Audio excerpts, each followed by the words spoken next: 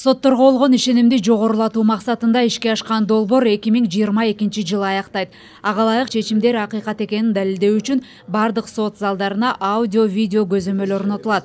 Бул багытта атайын бюджеттен каражат бөлүнүп, калган сумма эл аралык демөөрчүлөрдүн колдоосу менен каржыланды. Азыркы тапта өлкө боюнча 157 сот залына камера коюлуп, бардык отурумдар тасмага тартылууда. Эгерде кайсы бир тарап соттун чечимине нааразы болсо, анда ал сот процесси түшүрүлгөн тасманы колдонуп, экинчи инстанцияга арыз менен кайрылса болот. Мыйзамга ылайык тартылган тасмалар архивде 30 жылга чейин сакталат.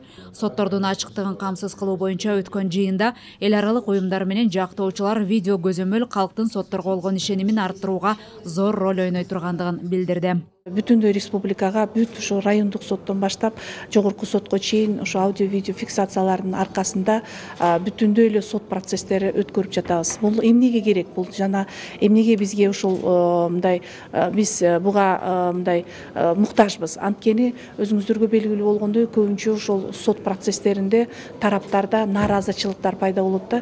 Мен айтканды протоколго жазылбай калды, же болбосо бир тарапка тартып койду, бир тарапка мындай бир көгүндү көбүрөөк буруп, бизди укпай койду деген буга чейин проблемалар болуп келген да.